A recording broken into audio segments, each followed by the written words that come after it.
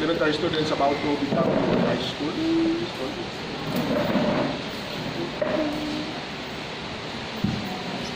Okay. Before we continue with our lesson, we need to review the lesson last Thursday.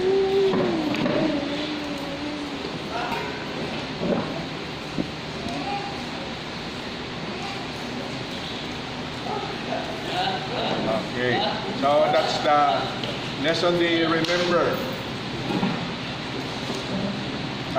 They mentioned about these are the three important things to succeed. The title of our lesson last Thursday, Successful, Yet He Died a Fool.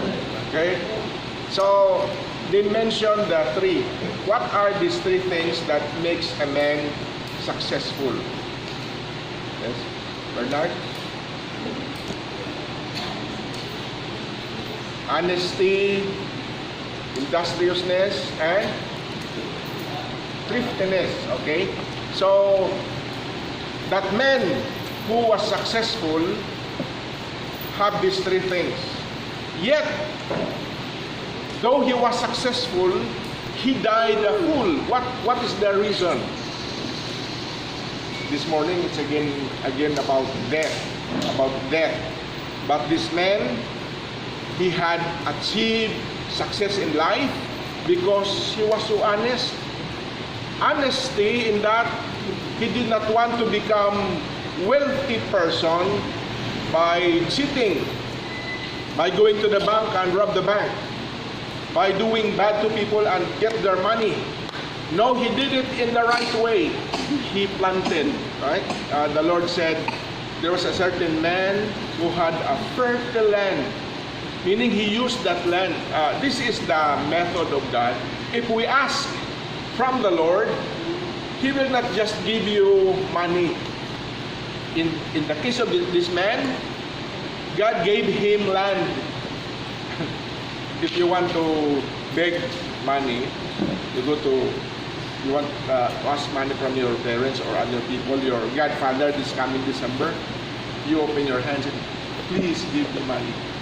Now, for God, when you ask Him money, He will give you land, meaning you have to use that land to produce money. So this man becomes successful in the right way. He did not steal, he did not cheat, he did not do bad, doing evil things. He becomes successful by using his land. He went to the farm early in the morning. Usually farmers go to the farm early in the morning and plant. So the Bible is saying, through your perspiration, you will have these things. Then also this man, not only he was honest, he was also industrious. He did not just waited just like one tamad waiting for the fruit to fall. He worked. He used his muscle and strength. That's why God will give you land, because God is saying, look, I give you gift. You have life, you have muscles, you can work, so you use that.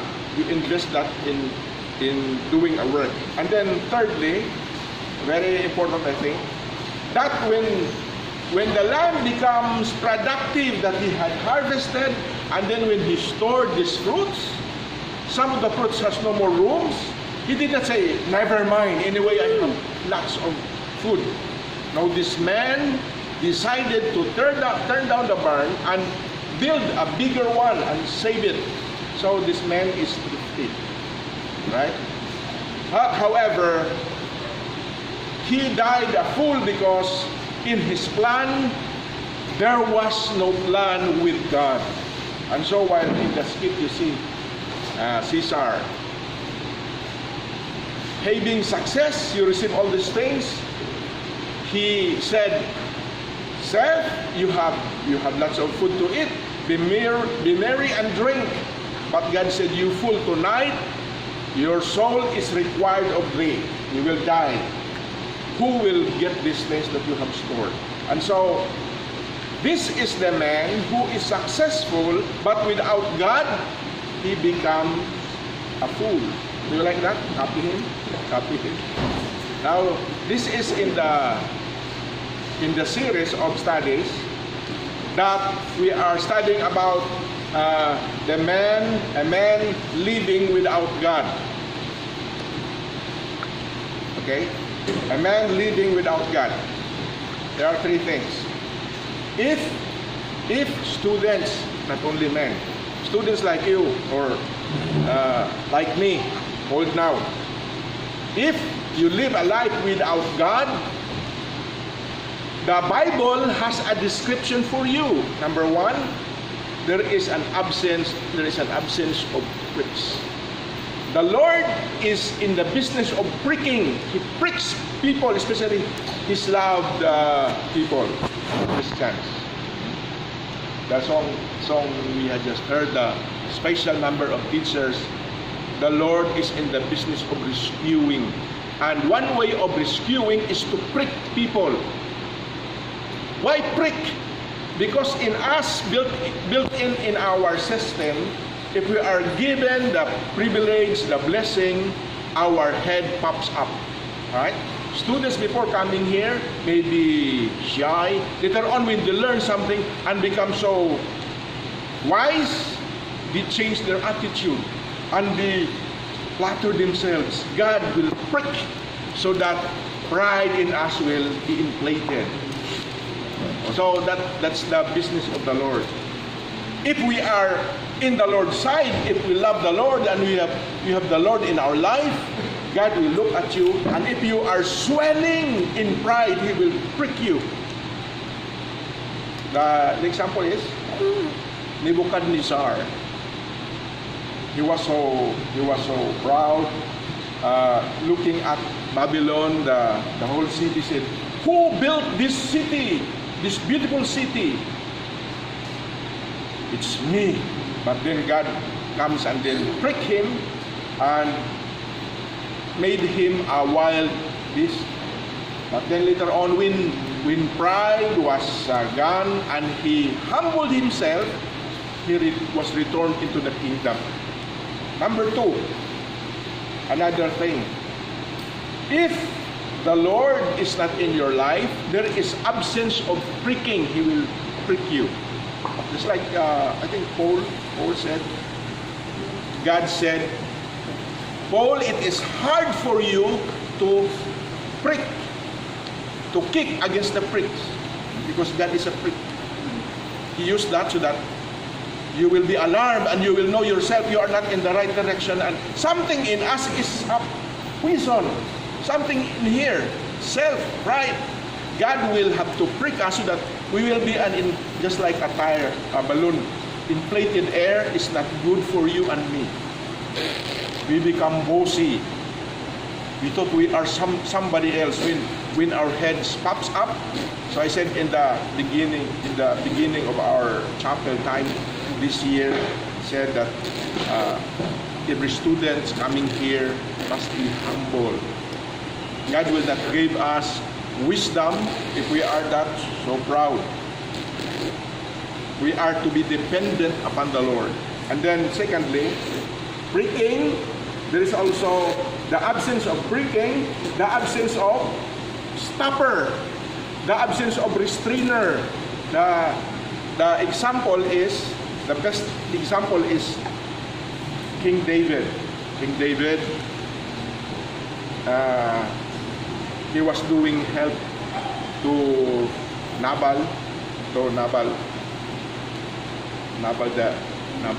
the wicked man.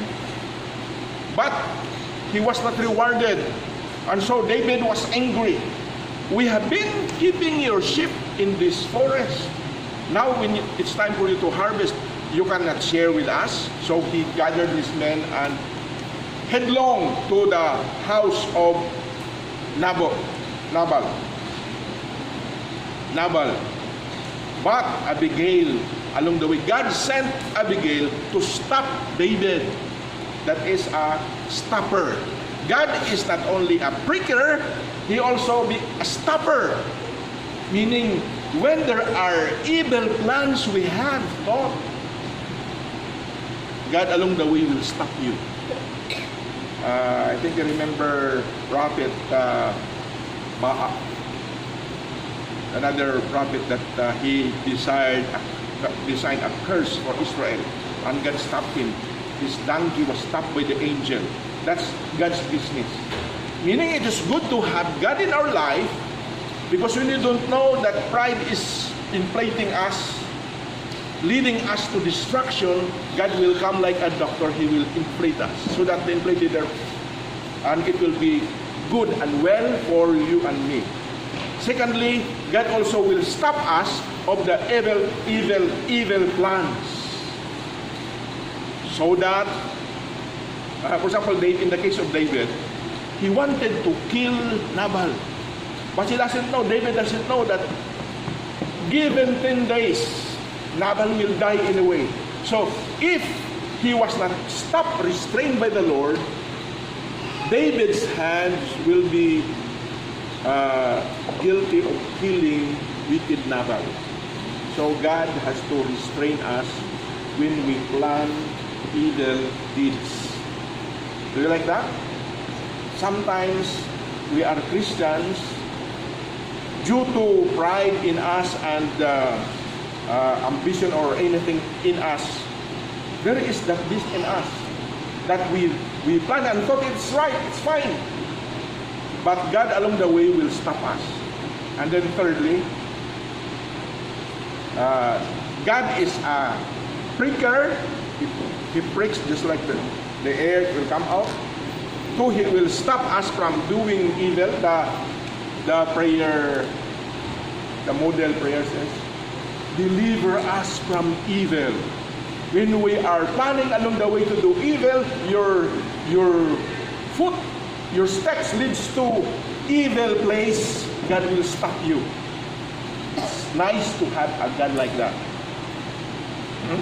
And then thirdly, you will have a death that is memorable. That's why we are talking about death this morning. So last Thursday, we were talking about the man who has no God, successful, yet sorry. He died a fool. Reason? No concern for other people, and the reason for that, he has no God in his life. He thought all this success is in his hand. God has something to do with it. So when he plans as if there's no God. It seems his self is God. So he said, self, be merry, eat, drink, tomorrow. Oh, God said, this night you'll die. So he died a fool. Continuation of the lesson this morning. The title is, what's the title? Two men, two lives, two deaths, and two destinies. So, it's basically. Later on, we will make who is that skilled man able to use the space is not used. You will discover that. There's one student here who is able to move it from both sides so that it will be bigger. We will search that the internet. Okay, sir. Reminder, please.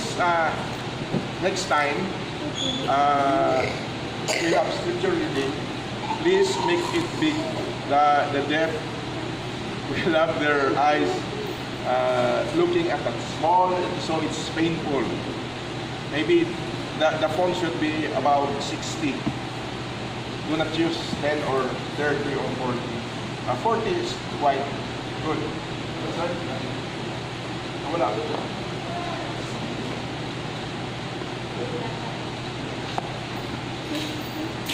We will finish.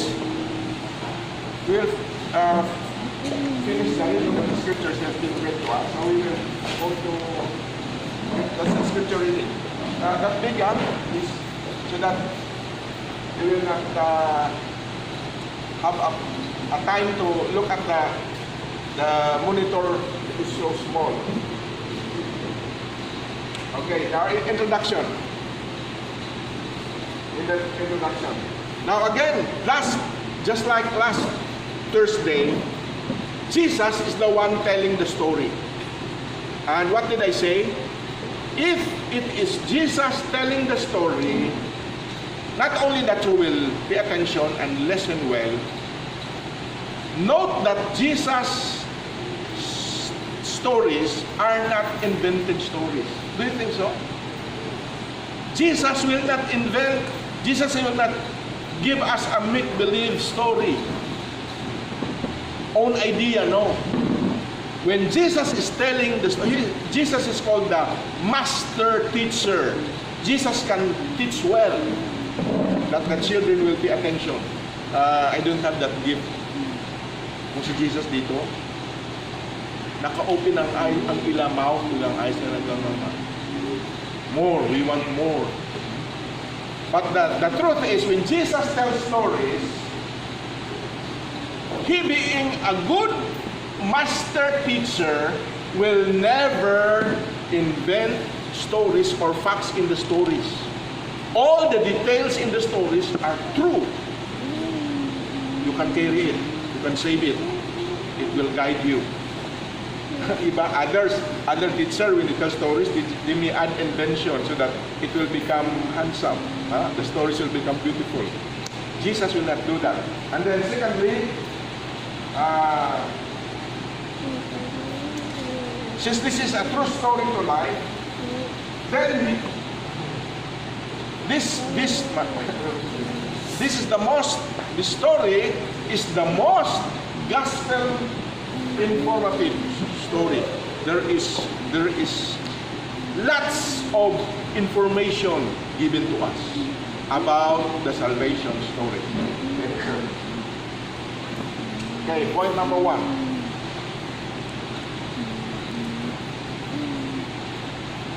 Point number 1. Two men in life. So these two men were living. Jesus mentions the name. What is the name of the rich man? Jesus began by telling the story. There was a rich man and Lazarus. Lazarus, it is not the brother of Mary and Martha. But this rich man has no name. When Jesus gives the name of the poor man, meaning this is a true to life story. It had happened there. Bisita kayo sa Jerusalem, naadang bahay nila. It is a true story. It had happened there. There was a poor man named Lazarus. And there was a rich man. In the tradition, sa Bible tradition, di pangalanan, they gave a name to the rich man. He called him Davis, D-A-V-I-S. Si Davis. But that is not true. It's just traditional info. Okay, here's the story. In picture, here is the rich man. Jesus said in verse 1, there was a rich man. Every day he is living in a sumptuous living. His clothes is fine linen, colored, and he is eating food every day. It's just like in a restaurant. Just like that. And then at his gate, lay a person poor man named Lazarus. There are distinction. Like, two men in life. So here are the two persons. Number 1, the rich man clothed in carbon dye to the color with expensive dye. They are giving colors to white clothes. Now it says here, his undergarment is colored, and he fared sumptuously every day. Every day is just like a feast. Every day meal is compared to a feast. Delicious. Okay, so here. He never worries about the next meal, which was also gourmet's delight. It is delight. So no problem with food. Every day is a fiesta. Okay, that's the rich man. That's the first person. Next. Maliit na. Number 2 here is the beggar, person who always beg. He is a poor man named Lazarus. The meaning, you like to have a son later on, you call him Lazarus.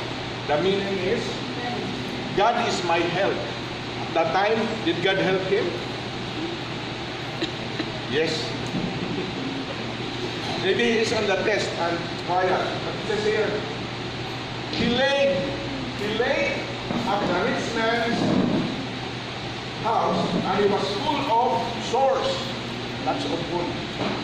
Even to the point that the dogs will lick his wound. And it says here, it's not for the comfort that this Lazarus, the dog came and licked his sores. It's a bad idea when the dog comes. There's no people helping him. It's only the dog licking. It means he is smelling. Awful condition of the poor man. And while the rich man is fasting every day, notice here that Lazarus looking to this man eating. I wish that when there are fragments of food falling on your table, that I could have it. Just the falling part. Manalaglag. Not that you will give me a plate of food, just a bit of food that falls on the table, I like it. But there's nobody to give him his wish. Okay?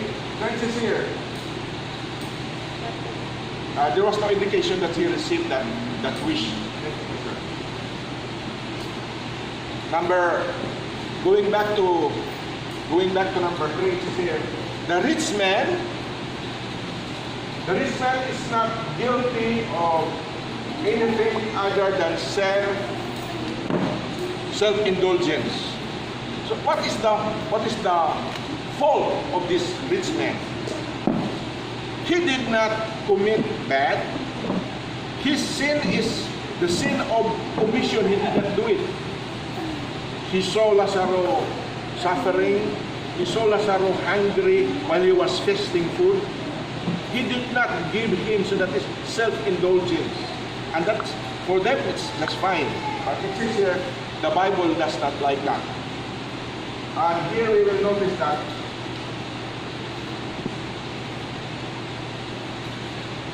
to become a rich is not a sin. But when you are rich, the Bible is saying, it is hard for you to enter heaven because it is like a comparison of a camel. Camel, it has a back at the back, a big part at the back. It is hard for camel to enter into a needle's eye.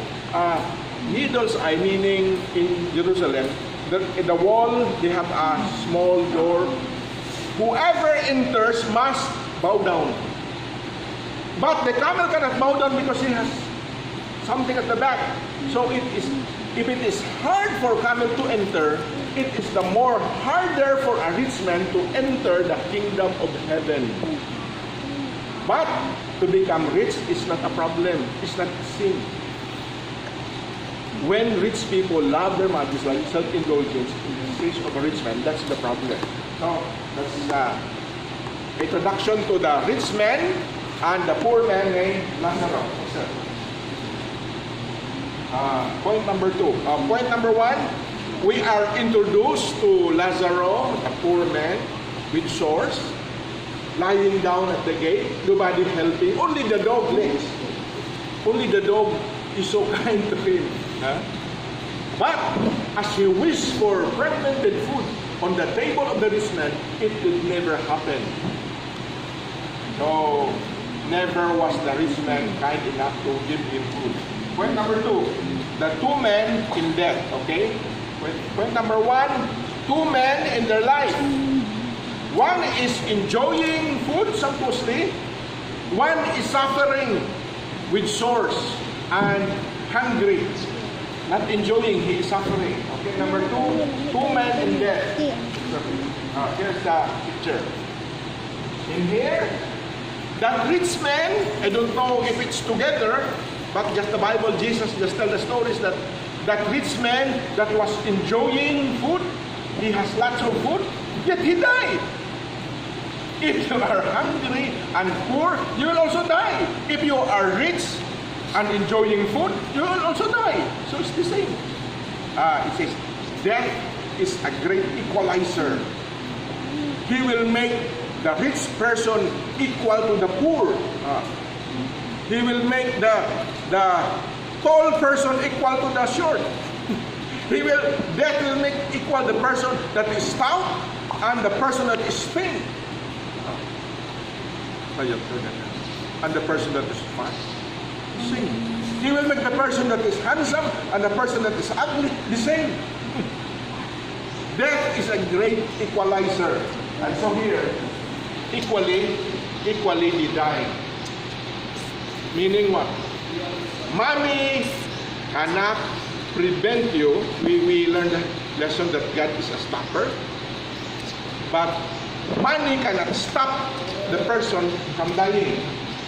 Of course, he may have the money to go to the hospital and get a skilled doctor, but it will not help him, or buy medicine, or go to Germany for stem cell. You heard that? If you are sick now, just like President Estrada, you have a painful knee, you cannot cook anymore. You can go to Germany and get an injection, stem cell. Then you will be healed. And then you can just like live just like as if you are young person again. And so here, Jesus is telling the story. This poor man died. This rich man died. There's a difference. Money cannot prevent from dying. So, okay, point number 3. Point number 3. The two men and how they died. How did they die? Okay. First, let's focus on the beggar. He was a poor man. The beggar died, but there is no mention of burial. Nobody taking care of him when he was lying down at the gate of the rich man. He was just there. When he died, there was no mention that he was buried. Maybe he was just thrown out. The usual practice for the poor man is that a mat will be covered with the mat, rolled in the mat, and then thrown into a dark place. So it's possible that this beggar who died, there was no mention of burial where you have to march going to the cemetery. This man was just nobody to take care of him. Right here, he was not missed. People did not, oh, I missed that poor man. Nobody had a concern for him. There was no mourning time. Usually the Jewish people, they had a long time in mourning. Sometimes they will call people just to be the crier in their own house. If there's no more tears coming out from their eyes, they will call people, here, please come, we will pay you, you will cry. So that people around us will know that we are mourning, we are sad. Okay? He was so poor, sick, weak, and alone, just as he was in life, so he was in death also alone. There was no mention of people marching to send him to cemetery. Okay, next, number 2 is about the rich man. How about the rich man? The rich man, Bible tells, Jesus tells the story, the rich man also died. And it says, death is no respecter of person.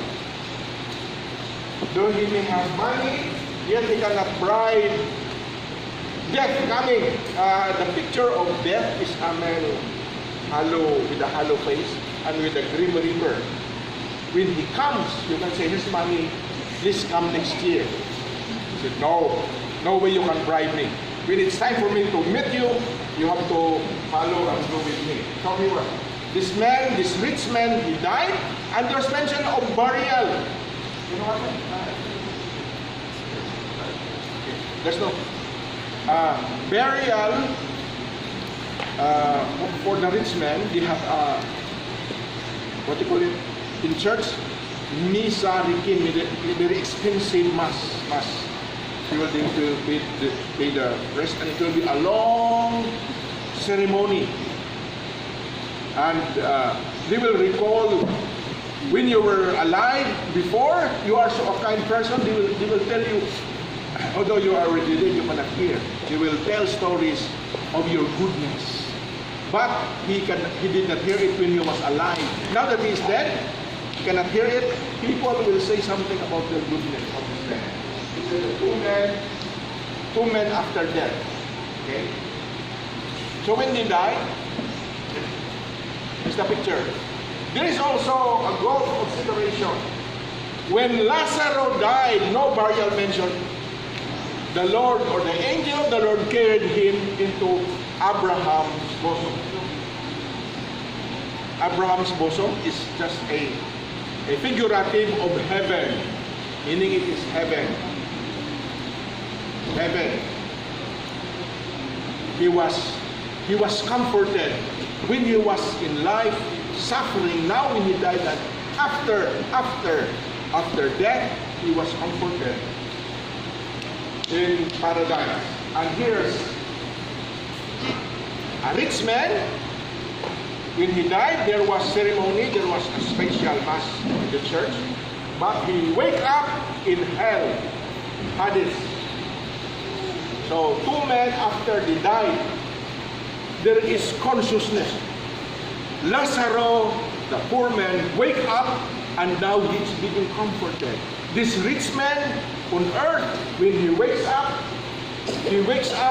in hell, tormented and in pain, being burned and wishing that there will be drops of water in his throat. Please consider the beggar. The beggar, though he was attended by a man in death,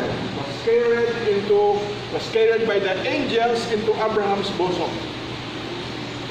People did not see it. But when he died, the soul was carried by the angel to Abraham's bosom to be comforted. But the rich man is here. The expression is figurative in nature, which is suggests fellowship. When the poor man was on Abraham's bosom, it is an indication that he is now being comforted.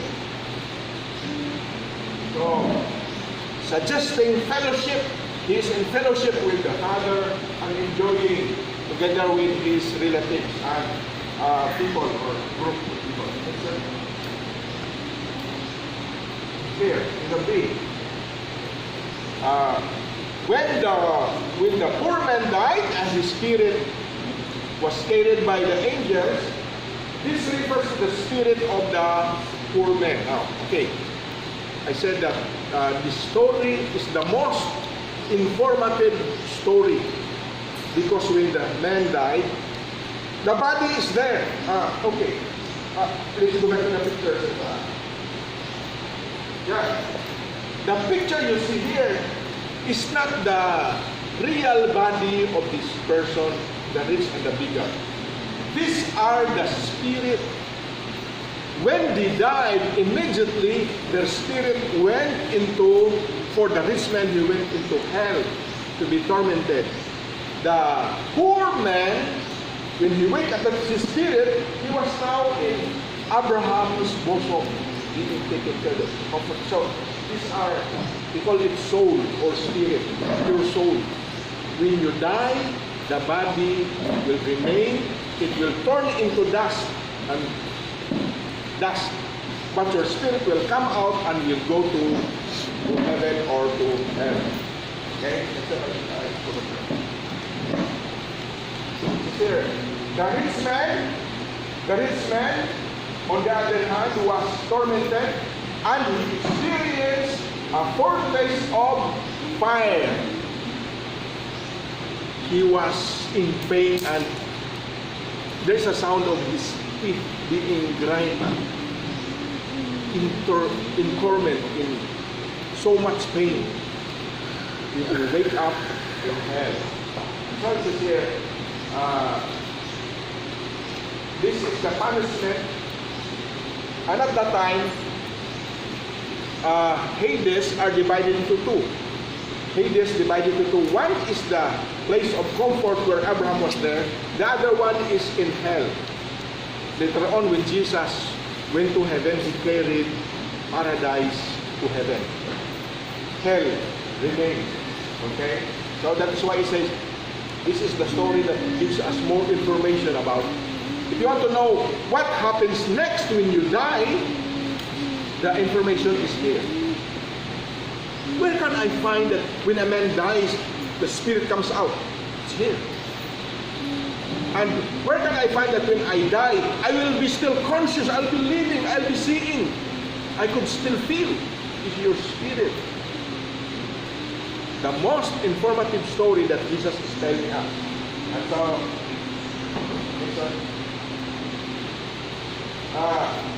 here in this life after death, we could see a reversal of fortune. In our story before, who was suffering? It's the poor man who suffers at the gate of the rich man. Who was enjoying and festing, celebrating every day? The rich man. Now, in their death, there is a reversal of rules. Notice, for example, the rich man becomes now a beggar. He is now the one of begging.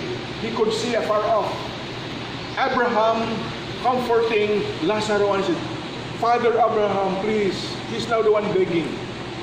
On earth, he was enjoying and festing. Now, changed.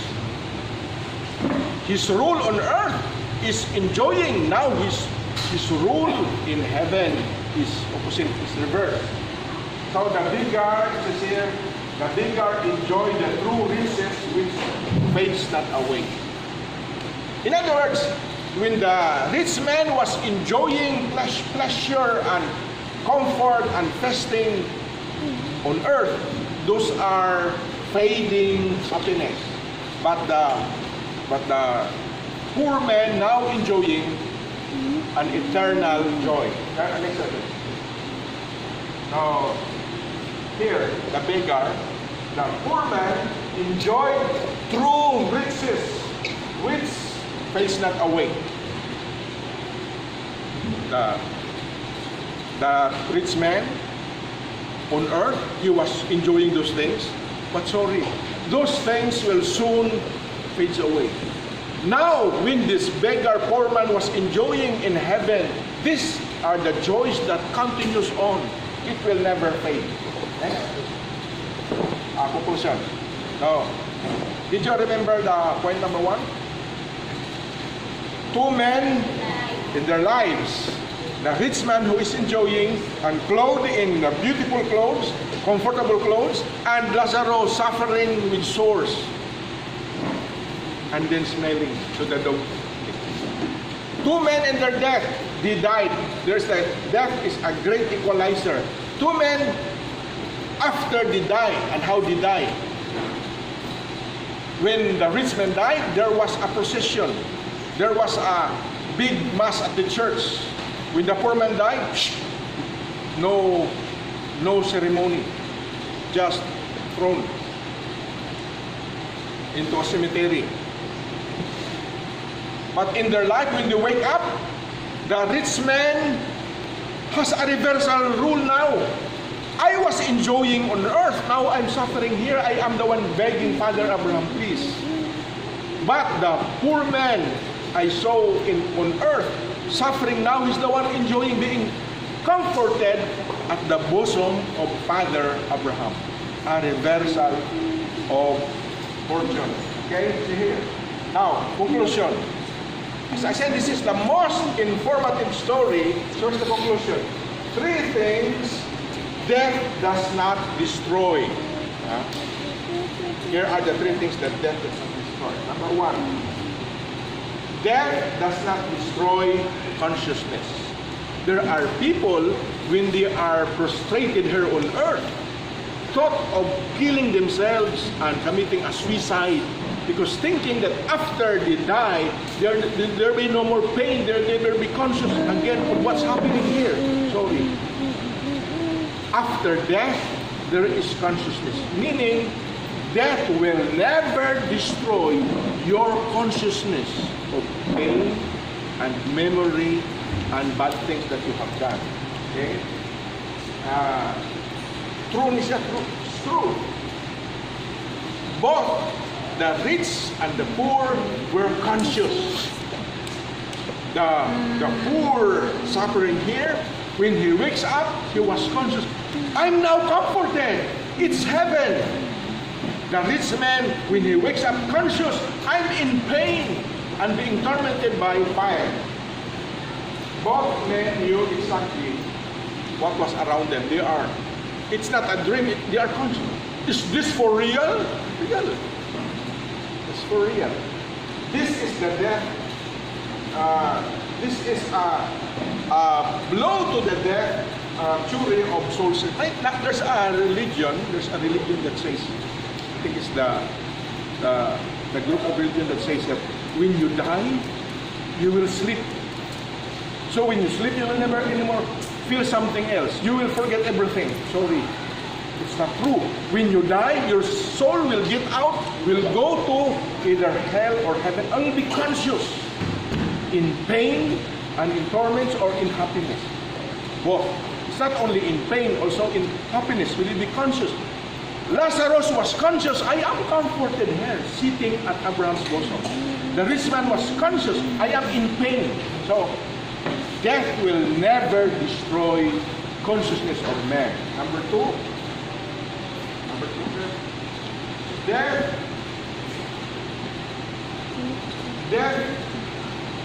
blows the theory of soul sleep.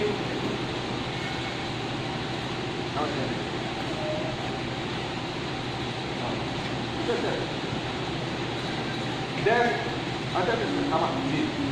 Death does not destroy identity. Ano identity? First, death does not destroy consciousness, meaning you're aware. You're aware what's happening. Number 2, you know yourself. You know the rich man. No, that was Lazarus. That was Lazarus.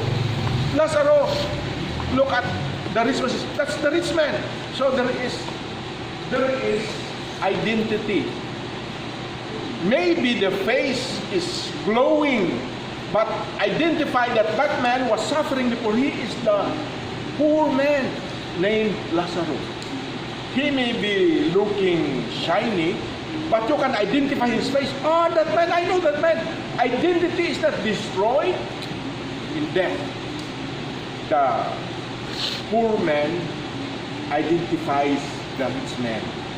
The rich man identifies, he knows also Lazarus is there. Abraham, Father Abraham, please send Lazarus. I know him. Lazarus, I know the rich man.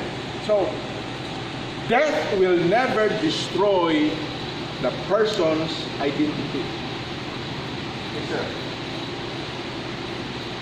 Death will never destroy personality. What you are as a person will never be erased when you die. So it is here, the personality of the rich man was not changed. He is still the same as a selfish man. You know why selfish? Later I'll explain. says here, the personality of the rich man was not changed, for just as he was self-centered in life, he was also self-centered in hell. Why did I say that? While the rich man was suffering in pain, he asked Father Abraham, Father, please send Lazarus. I have my brothers there, 5 brothers there at home. Tell them. He was not praying for others. He was praying for his brother. Self-centeredness. So, that is the person of this rich man. When he died, he carried that to hell. He was self-centered on earth. Again, he was self-centered in heaven. Father Abraham sent Lazarus. He will be the preacher there. But Father Abraham said, no.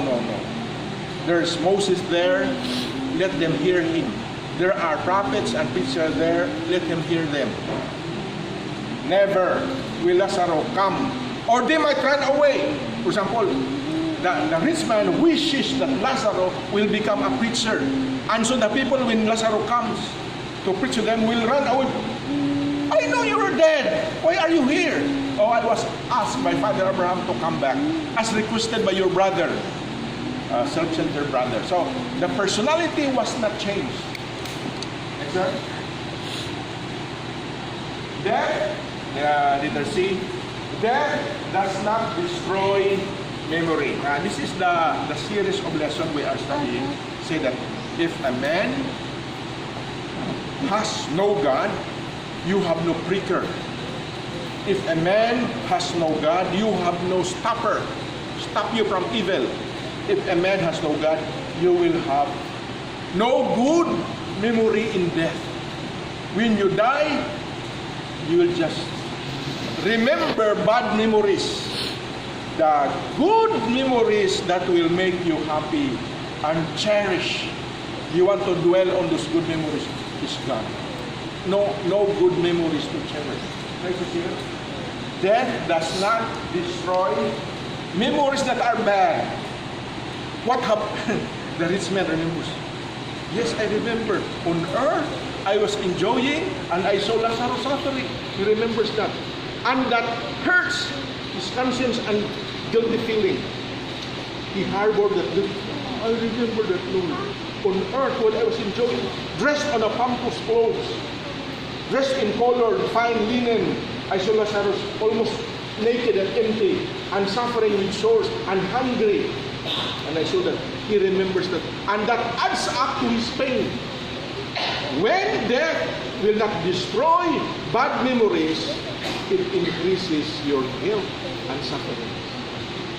Don't in heaven, you remember that. You can see the picture of people there in heaven.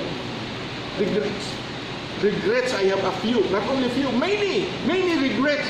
Why did I not do that? Why did the rich man not? There are falling crumbs on my table. Why did I give Lazarus? Sleep. Bad memories to continue on. It haunts you morning and evening and continues on years after years after years after never stop. That adds up to the hotness in hell while you remember these bad things. Okay? Why did we say that death does not destroy memory? Number 1, Abraham's word said. Abraham speaks to the rich man. Rich man, son, remember, meaning now in their death, memory is not destroyed. Abraham is saying to the rich man, remember on earth. When you die, it will not be destroyed. So do not commit suicide thinking that bad memories that will hurt your conscience can be destroyed. No, so continues on. The guilt continues on to chase you. So another reason is after death, there will be abundant opportunity for those who suffer torments and remember the wasted, neglected opportunities. meaning when you are there, in your death, you remember wasted opportunities.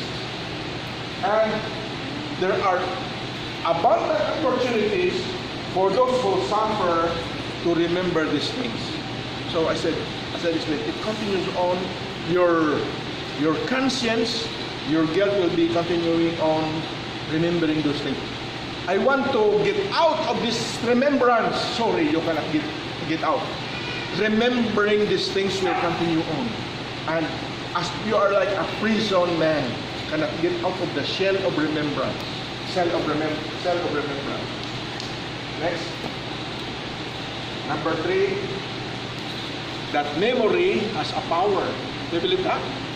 The power of memory will deepen, it will deep and magnify the joy of heaven. For example, in the case of Lazarus on earth when he was suffering, I remember those time I was suffering, my throat is cracking, wanting to eat. I wish that there will be fragments falling on the food, falling on the table, food, something given to me. I remember these things. Now, that deepens and magnifies me. Now I am comforted here. I am enjoying. Oh, when you have suffered so much, you will remember so much the joys you will have. Because I have experienced this trouble now, this happiness is double. But on the other hand, the troubles is also double in your memory for the rich man. Excellent. Okay, so what are these things that cannot be destroyed in death?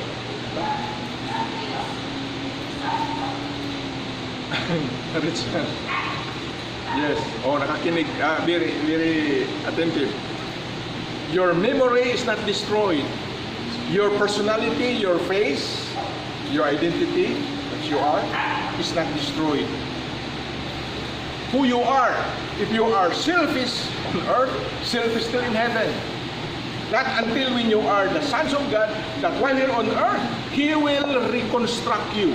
There are Christians who would say on their dress, on their clothes, be patient with me.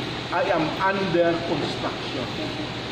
We may be failing and having weaknesses, but God is reconstructing us. That's why there is pricking, there is stopping, because God knew that we are still in this old sinful nature.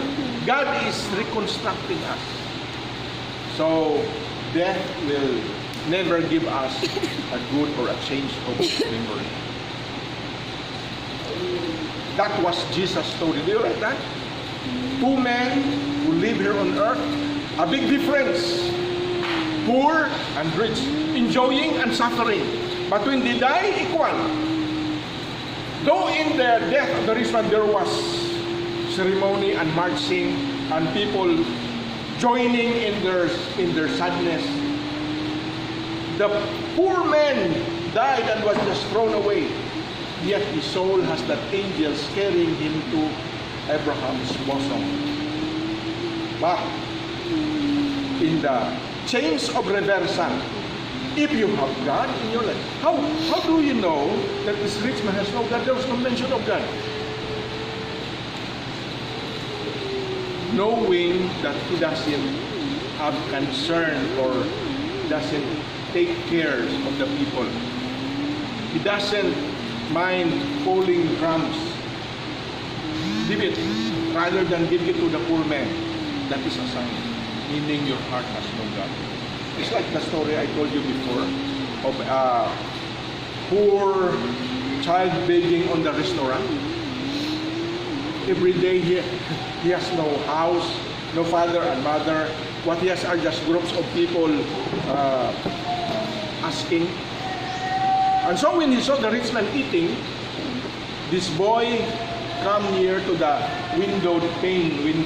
crystal, doing like that. So the man eating pancit. And when the man opened his mouth, the boy also. And so the man turned Oh, what do you want? What do you want? And she was ashamed to come. I have the money. Come, hold him to sit down. Now, he asked the waiter to give him food to eat. And he told the boy, I'll give it to you, it's free. But the man noticed that the boy will not get his spoon and serve his mouth. It's free. But the boy said, no sir, at home if I eat, I want that my company eats together with me. Look at those other boys that is concerned, conscious of the needs of others. That is a sign you have God. If you are caring for others, this rich man has never that concern. And though there was no mention of God in the story, in his life, it's a sign. Never God. Never a God in his life. So he died. It's not riches that send this man to hell. No. It's not hating God in his life. So this morning, you students, as we purposely have this chapel time, this is an information for you to have God in your life. We are studying what will happen to a man who has no God. No God to prick you. No God to stop you from doing evil. No God to give you a good memory in death. You know that when you die, people will gather, I remember him. He is a good man. The Bible tells us in Revelation 14:13, blessed is the man that dieth in the Lord. When they die, they will be blessed. Their works will follow them. Those are the good memories. So it's not only that you have God as to prick you of your pride and dross and light and dirts. You have also a God who will stop you when you instantly plan to do evil. But thirdly, you have a God to give you good memories. He will remember your good works for him. And the Bible says, Revelation 14:13, your works will follow you. Where you go, just like the poor man went into Abraham's bosom, which is heaven. It's a picture of heaven. Your works will follow you. It's not that your works will go ahead. No, as your soul will fly. Go to heaven. God said, write this down. Your works. Blessed are the dead who dies in the Lord. They will rest, and their works will follow them. That is memory. But on the other hand, for the bad people who has no God, there is also bad memory. Your works, bad works will follow you to be a witness. When Judge Jesus will be there, say, see, this is what you have done. That's a bad memory. Okay? So, it's important that in this chapel time, we remember what it is to have a God in life. The Bible describes pricker. You like God to be pricker? It's painful, Lord. Why do you have to prick me? Doctors, that's the work of the doctor. The doctors is so kind, wanted to help you. He will prick when you have appendicitis or you have a swelling push, dirt or yellowish. The doctor will get a knife and you will be saved. That is not pricker. God is also a stopper. When you are on your way to damnation and doing bad and evil deeds, He will stop you. As He is your Father, loving Son. And then He gives you a good memory. Good remembrance in death. So, what is our decision now? Each one will make a decision. Lord, I need to have a God in my life. Don't let it happen that I'll just like a rich man doing something for myself. Just like that last Thursday, the rich farmer harvesting, and he will be successful as honest and industrious and a thrifty man, yet he has no God in his heart. Don't follow him. Live a life saying, this morning, Lord, I want to have Jesus in my life. I want to have God in my life. Then I have a preacher to remind me of the pride that must be inflated, to remind me when he stops me from doing evil plans, and to give me a good memory in heaven. You will remember this. Shall we all stand and pray? Please.